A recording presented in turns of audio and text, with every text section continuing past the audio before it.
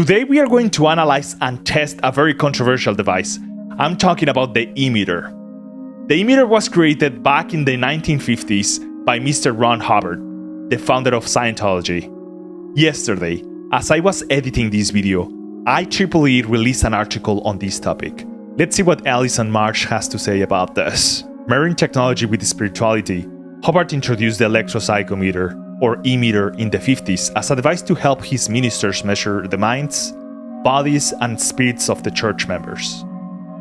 According to church dogma, the minds of new initiates are impaired by engrams, lingering traces of traumas, including those from past lives.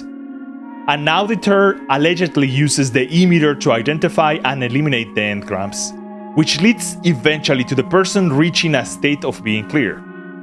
Before reaching this desirable state, a church member is known as a pre-clear. Hear me out. This might be a little bit too crazy, but I do see an analogous between the Scientology auditing and the Catholic confession.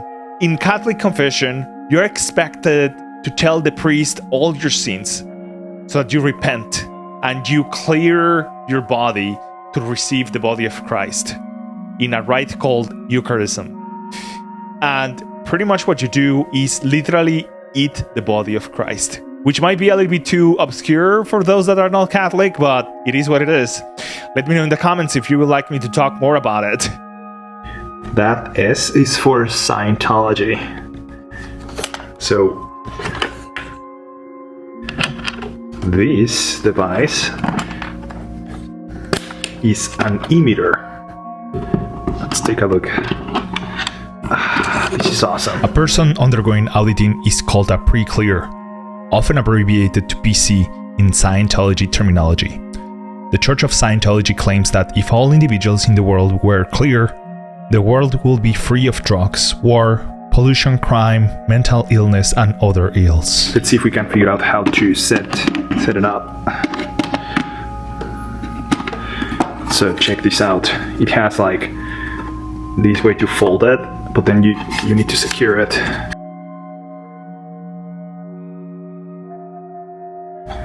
And now the mechanism is locked, and you can see it on a table. The e-meter works on a very easily understood principle. It passes a small carrier wave through the PC, and the wave is influenced by tiny electrical changes in the PC's bank.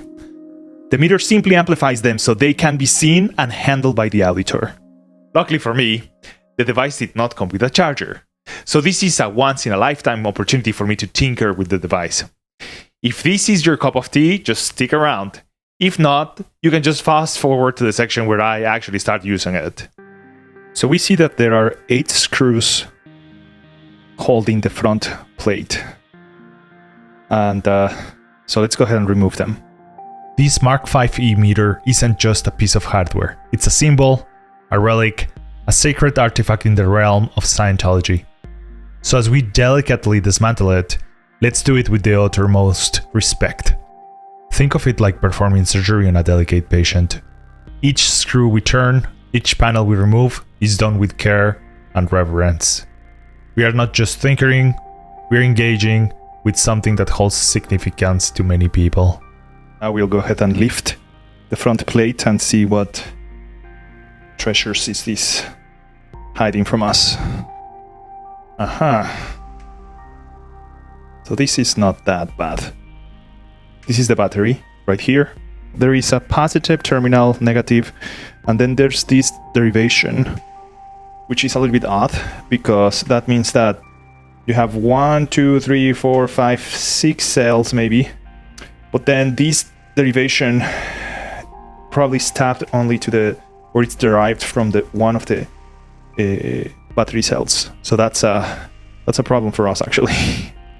I'll look up online the model and see how much voltage is this battery supposed to produce, and we'll go ahead and generate that voltage with a power supply.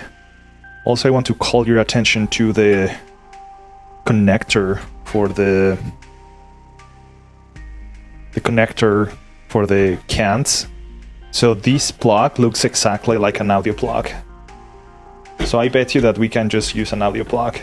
So this is the charger connector. but I don't really want to connect this device to my house.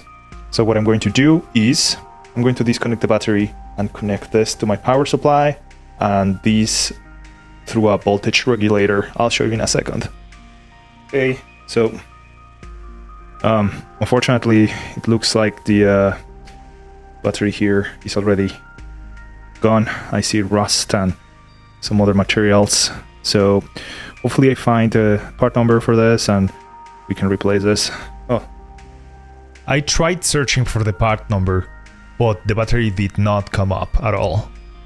So thanks to Google Lens, I was able to find very similar batteries. And this, combined with some research on the site, led me to believe that we are dealing with a 7.2 volts battery. And if we assume that we have 6 cells, that means that each cell has to provide 1.2 volts. And with that, I designed a circuitry to provide power to our system. If I had a power supply with 2 channels, I could provide 7.2 on one of them and 1.2 on the other.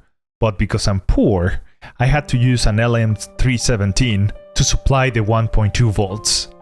Last time I used one of these, I didn't know what a mort gauge was. And after cleaning all the pots using WD-44 circuits, we're finally ready to go. So here's the basics of how the emitter works. On the right, we have a pot, a 10K pot, that I'm going to vary and cause the needle to move back and forth.